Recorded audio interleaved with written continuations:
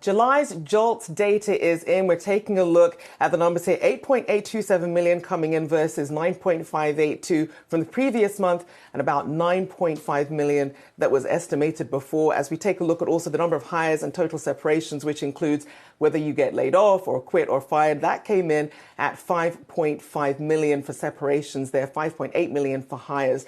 So, I mean, this is certainly edging down from July. Not sure if this will be enough for the Fed to make any changes, at least at its September meeting. Brad, what are your thoughts? Yeah, just to put a little bit more color and context on this, on the final business day of July, this report also saying that the job openings edging down to 8.8 million of the areas where there was the largest impact, and this was an overall move lower by about 338,000. The rate was a little changed to 5.3% of job openings. But they decreased in professional and business services by 198,000. Healthcare and social assistance, you saw that move lower by 130,000. State and local government, excluding education, that was down 67,000. And then local government education also down 62,000.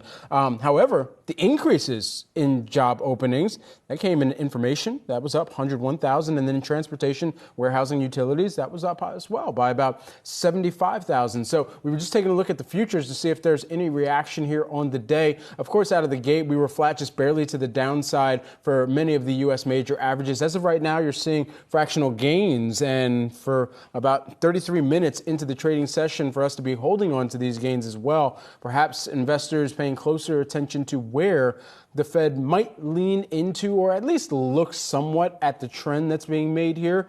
But the Dow right now is up by about 0.3%. S&P 500 up by about 0.5%. We'll round that off too. And the NASDAQ composite holding on to gains of 0.7%. So a lot to really kind of chew on within this report. But as you mentioned, Rachelle, unlikely that, for this report that is one of the most lagging of reports and data that the Fed can look to, that it's unlikely to make any severe change in at least the tenor that we heard last week out at Jackson Hole.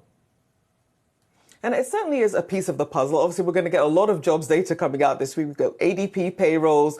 We're also going to get GDP data coming out, pending home sales, core PCE, of course, coming out on Thursday. So it's a lot to try and piece it all together before we even get the jobs report on Friday as well. And for people who are wondering, why does the JOLTS data matter? Well, it really gives us an idea of the churn, the ease of which people are able to flow from one job to another. It lets us know how people are losing their jobs, whether they're quitting or being laid off. And so it gives us a bit more detail than we would usually get from the jobs report, which is obviously the superstar of when it comes to jobs report data. But JOLTS is an important one to also hone in on, Brad. Yeah, you mentioned the quits as well, Rachelle. Just to put a little color on that with the time that we do have left here. The number of quits did decrease by about 253,000. And looking further into the areas where you did see that rate, little change at 2.3%. Quits declined in accommodation and food services. That was down 166,000. Also, wholesale trade, arts, entertainment and recreation, both of those areas also led some of the decreases in the number of quits. However, they increased in state and local government education.